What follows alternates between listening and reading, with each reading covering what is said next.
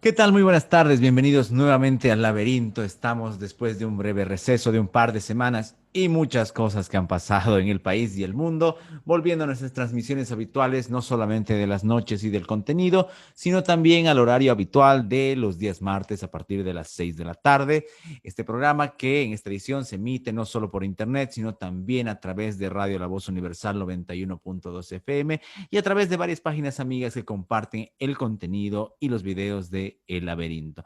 Mi nombre es Andrés Canseco y estamos como siempre para generar algún espacio para la reflexión, darnos algunas preguntas, intentar aproximarnos a algunas respuestas y ver qué es lo que pasa en esta tan peculiar, a veces desoladora, pero inevitable realidad. Sin duda esta época está marcada por la política. A veces pareciera que es ese gran monstruo que devora las otras facetas de la vida, los otros espacios de la existencia humana. Estamos hiperpolitizados, eh, pero lejos de rehuirle a ese desafío, lo que hacemos es enfrentarlo, asumirlo, y asumirlo tanto en sus éxitos como en sus fracasos, al menos desde un punto de vista racional, desde un punto de vista de la sociedad civil, que debería, y digo debería porque ya seguramente comentaremos en siguientes minutos qué pasa cuando no se asume en este sentido. La casualidad, si es que existe la casualidad, hace que justo hace un año, en este 10 de noviembre, se cumple justamente un año, mejor dicho, de la renuncia del expresidente Morales, de su salida de Bolivia. Y creo que ni el más fanático optimista de su tienda política hubiese imaginado que iba a ser exactamente un año cuanto demore en retornar después de aquella salida propiciada luego de la rebelión ciudadana del año 2019 por el fraude electoral. Por supuesto, hay que recalcar siempre que hubo un fraude electoral el año 2019. Las pruebas sobran para aquello.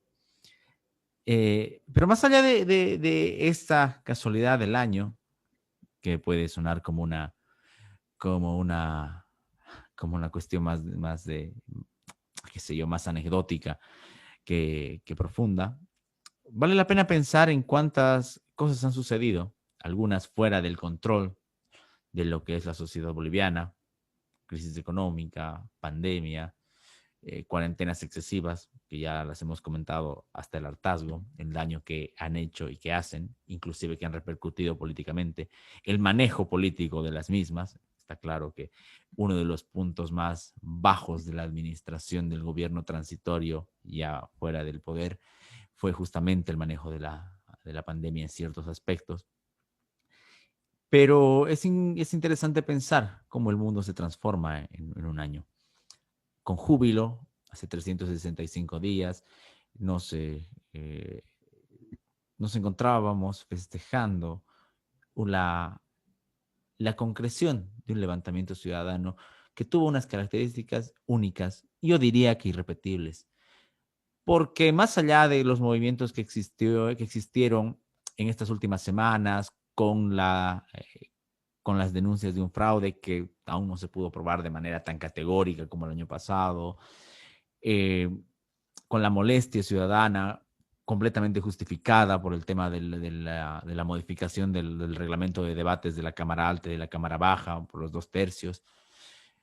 A veces la historia parece cíclica, parece darle la razón a Nietzsche, el tiempo circular. Nuevamente el problema de los 2/3, como fue en la Asamblea Constituyente. Nuevamente la no inclusión de las minorías.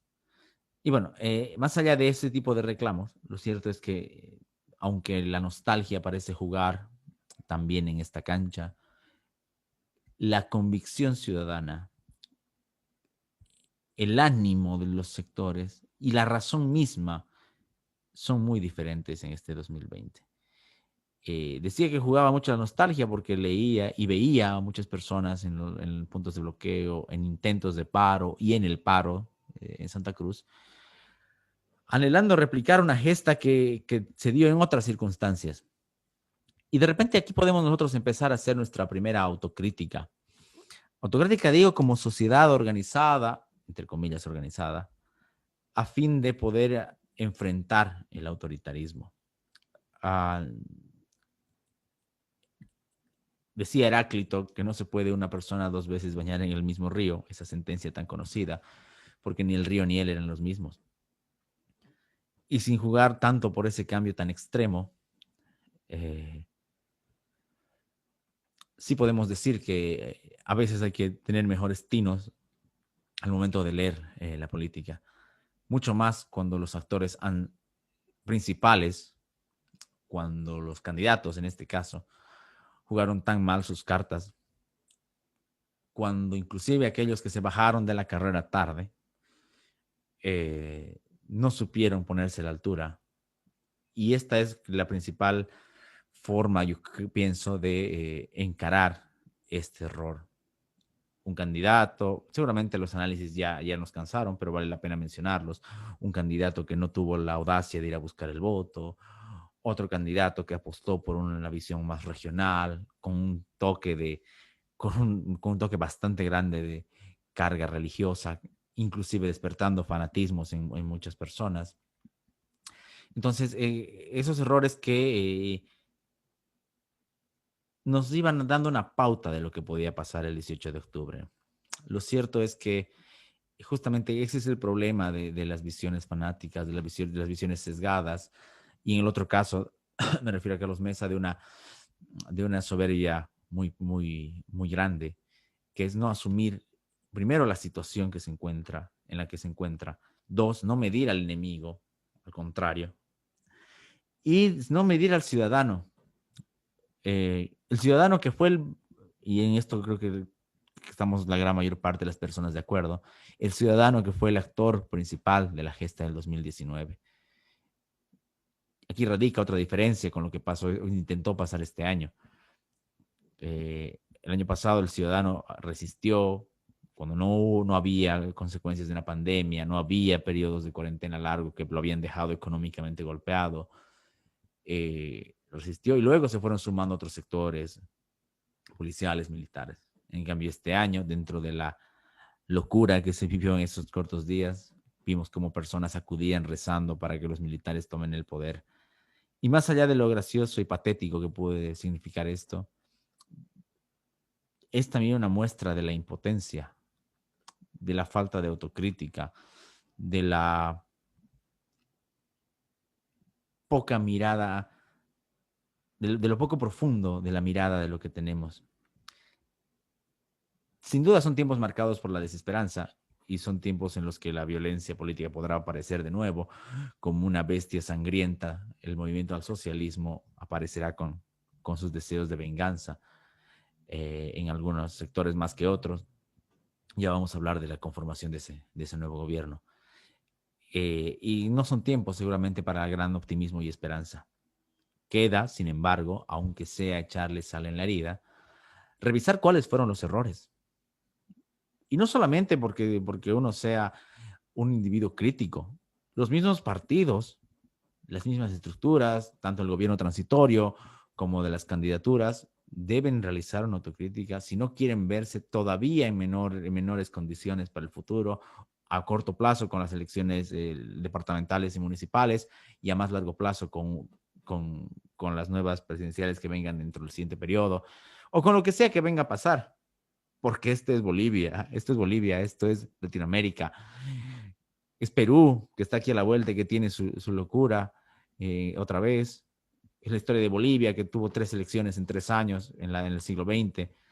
Entonces siempre hay que, si algo hay que reconocerle al movimiento al socialismo, es que nunca perdieron el norte, nunca perdieron su brújula, aunque ésta sea, por supuesto, completamente inmoral y hasta ilegal, y que siga teniendo a la cabeza a un ser que ha demostrado grandes cualidades autoritarias, por supuesto, y que ya está de nuevo en Bolivia. Entonces, de repente el mensaje con el que yo me quisiera quedar hoy tiene que ver con la recuperación de una ciudadanía activa, pero no solamente en el punto de vista de la revuelta, no solamente una ciudadanía extraviada por el deseo de bloquear o de parar, sino una ciudadanía primero que entienda el contexto de la situación Y segundo, que sea suficientemente capaz de denunciar y reclamar los males vengan de donde vengan. Que no espere mesías, que no espere salvadores divinos,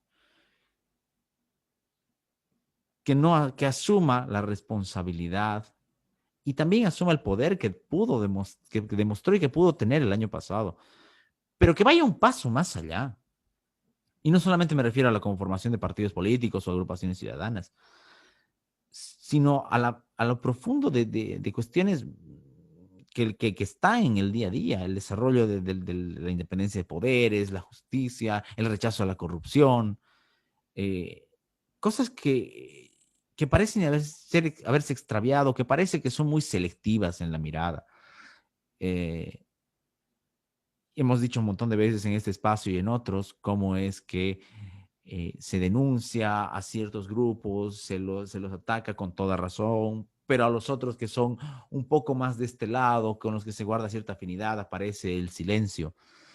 Y eso jugó también en los errores, ni qué decir del gobierno transitorio. Entonces, este tipo de expresiones, este tipo de necesidades de reinventarse como ciudadanía o de rearmarse luego del huracán del 18 de octubre, son muy importantes.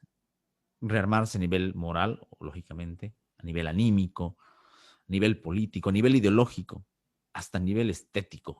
Y no me refiero a la belleza, sino a la proyección que tiene el movimiento ciudadano. No es posible que ingresemos en muestras de fanatismo, ni siquiera el miedo nos puede llevar a un fanatismo en el que pidamos la intervención de las Fuerzas Armadas o que se pida dictaduras. Las cicatrices de Bolivia son muy profundas y son numerosas en cuanto a gobiernos militares. Entonces, eso para mí particularmente fue el punto más bajo. Después me refiero, por supuesto, desde la vereda contraria al movimiento al socialismo. El punto más bajo de la gente fue pedir aquello.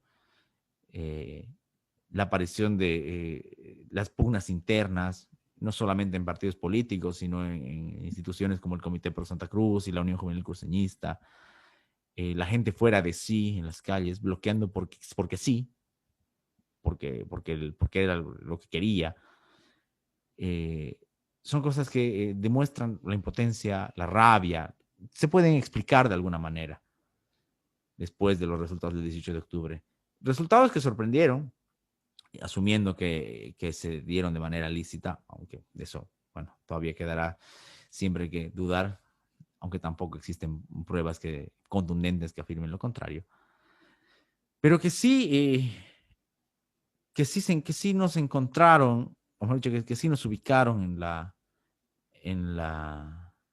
en la dimensión de los errores de una sociedad golpeada por una crisis económica, por una crisis sanitaria, un grupo de la sociedad, frente a otro que no, otro grupo político al que no le importó la cuarentena, que no le importó la vida, que no le importó y siguió con sus planes, insisto, con un gobierno transitorio que no pudo poner orden en su momento, que se dedicó a hacer campaña en determinado tiempo. Bueno, pero de eso ya comentamos varias veces. ¿Qué queda a partir de acá? Aparte, además de esa forma de rearmarse como ciudadano y como ciudadanos. ¿Por qué? Porque primero siempre está el individuo. Hay una responsabilidad individual en comprender las dimensiones de lo que está en juego de nuevo, leer en qué punto nos encontramos, que no es tampoco el 2019 antes del fraude, es otra situación, ya vamos a ver muy bien por qué. Y también, por supuesto, a nivel colectivo, organizándose. Uh, Mencionaba que es otra circunstancia, porque a pesar de que ha reingresado ya al país con Evo Morales Ayma y que nadie tiene, o particularmente yo no tengo ninguna esperanza en el gobierno de Luis Arce, no le pongo ni una ficha, hay una especie de reestructuración interna, un reacomodo de fuerzas interno dentro del mismo partido por mezquindades, y no por profundas diferencias, no por mezquindades y por intereses, porque es por quién se queda más con el botín, eso está claro. Hemos visto ya reclamos de personas por gabinete que le existirían a ciertas ciudades un derecho de tener 2, 3 ministerios o a una familia por haber pasado.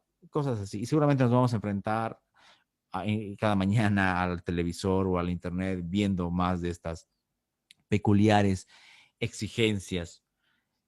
Entonces tenemos ese desafío, prepararnos para lo que pueda venir, pero aprender también algo muy importante. No esperar que tengan que ocurrir cosas tan grandes como un fraude para pararse en serio.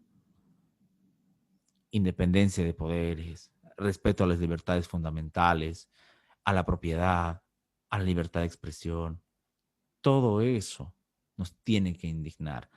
Llegará un día, tiene que llegar un día no lejano, al contrario, súper cercano, en que nos sacudamos del bofetón del 18 de octubre, reasumamos esa posición ciudadana que mencionaba, y no solo frente al movimiento al socialismo, sino frente a una clase política en general, frente a los caudillismos, frente a los corporativismos, frente a los quienes quieren reelegir, frente a quienes han manejado los municipios de manera corrupta, frente a quienes han manejado las gobernaciones de manera irresponsable, porque está en todo, y literalmente está en el aire que respiramos. Me refiero a los incendios como un ejemplo, como una especie de parábola. Ahí está nuestra realidad. Ahí está la miseria de lo que se sentó durante 13 años, de lo que se viralizó y contagió, que siguen de moda esos términos, que se contagió a otros partidos, una forma de proceder, una forma de manejar el país, un masismo que no es solo de los masistas, sino está en gran parte del espectro político. Como liberal, por supuesto, uno apostará siempre por la reducción del Estado, o al menos por su no crecimiento, por no hacerlo todavía más grande, más pesado, más lento, más invasivo. Pero además apostará por la racionalidad. El liberalismo tiene un ancla en la razón, no en el misticismo, sino en la razón. Y lo primero que hay que hacer, como en este aspecto de tener a la razón como base, es ver la realidad. Dejar fábulas, fantasías, fanatismos de mesías, de salvadores, y entender que lo que hizo grande la gesta del año pasado justamente fue el ciudadano, que comprendió una partecita, que está claro que fue incompleta, si no estaríamos como estamos, la importancia de la libertad y de la democracia. Habrá que reinventarse, repito, sin necesidad de esperar que sean grandes crisis. Habrá que denunciar, habrá que volver a perder el miedo. Habrá que extraer, así como decíamos que hay que repensar lo malo, hay que rescatar lo bueno que se hizo, porque también se hicieron cosas buenas. La interpelación al poder es una de ellas. Que tiene que ser más completa, que tiene que ser más grande, por supuesto, pero la interpelación al poder es algo que se logró el, el año pasado y de lo que tenemos que haber aprendido. Las tiranías mayoritarias, ese concepto tan trabajado por John Stuart Mill, por Ayn Rand, entre otros, esa idea de que la mayoría puede hacer lo que quiera, ya sea un 52, 60, 80, es mentira. Hay límites hasta para la mayoría. Y es ahí donde tendremos que recuperar el sentido. No sabemos, y por supuesto hay una realidad exterior en el mundo que también se va a mover en otros países. Está el célebre caso de Estados Unidos, que no lo voy a comentar ahora aún, lo haré una vez que Donald Trump reconozca su derrota, salvo que algo raro pase, que también puede pasar porque en este mundo todo puede suceder, en este mundo del siglo XXI. Pero hay un contexto internacional que también va a jugar. Y si no, vean cuánto ha jugado el tener un gobierno peronista en Argentina, le permitió hacer todo, estar aquí cerca a Morales. Entonces, hay todo un contexto que también hay que hacer. Y aunque también eso me olvidaba mencionar, aunque se ha despreciado mucho a las ideas, aún en este periodo, en este corto veranillo, porque he leído personas que decían que no importa, que el pueblo no le interesa, que el votante no le interesa. Bueno, son justamente estas las consecuencias de ese razonamiento o de esa falta de razonamientos. Hay un sentido, hay una condición del ciudadano de no sucumbir ante la adversidad, ante el poder. Recordemos a Octavio Paz, la libertad no es un hecho filosófico, ni siquiera una idea, es una posibilidad que se actualiza cada vez que un hombre le dice no al poder, a no dejarse tentar, a no dejarse abusar. Tendremos que recobrar ese afán de resistencia, pero no la resistencia solamente de rotondas, no la resistencia de petardos, no solamente la resistencia de bloqueos, sino una resistencia consciente que tome los principios del liberalismo. Porque ha sido justamente la falta de esos principios lo que ha sido una debilidad. El volver a pegarse al colectivismo, ya sea el nacionalismo, el regionalismo, la cuestión religiosa, ha sido una debilidad. La clase política tendrá que hacer su trabajo por su cuenta, ofrecer mejores, dar una mejor oferta, inclusiones. Eso es una cosa de ellos. El ciudadano debe exigirle más a su clase política, tanto a la gobernante como a la que aspira a hacerlo. Y ahí hay desafíos, primero heridas que curar, desafíos que sortear y también mezquindades que evidenciar, internas, grupos de poder que se van a buscar alinear a donde mejor sopla el viento. Entonces hay todavía un camino que recorrer. Y desde este espacio lo que hacemos es aportar con ideas, con alguna que otra lectura. Y eso es lo que nos queda desde el laberinto. Antes de finalizar, nuevamente agradecer a todas las personas que nos escuchan, que nos dejan sus likes, que siguen los contenidos, tanto de este día como las transmisiones que tenemos con el Colegio Abierto de Filosofía, o también los jinetes del coronavirus los días viernes. Gracias a todas las personas, como siempre. Mencionaba las lecturas y lo publicaba hace rato justamente en el muro del programa, lo van a encontrar. Un fragmento de Archipiélago Gulag de Alexander Solzhenitsyn, esta obra de este autor que supo vencer las barreras de las rejas de la censura soviética comunista. Y hay un capítulo llamado Los ribetes azules en el libro primero de su obra, referido a una clase, a una parte de la estructura soviética y corrupta, violenta, controladora. Qué coincidencia que sean azules. La magia de la literatura se vuelve presagio, se vuelve advertencia. Y tal vez es una de las lecturas, entre tantas, que nos van a servir para comprender los abusos de lo que es capaz un gobierno autoritario y peor, de corte comunista. Aunque está claro también que así sea de derecha, de izquierda, ninguna dictadura es buena.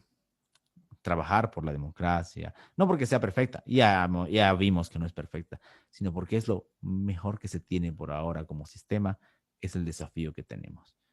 Lo renovamos hoy, por supuesto, lo renovamos en esta fecha. Lo renovaremos con mayor ahínco la siguiente semana, en que estaremos cumpliendo 2 años.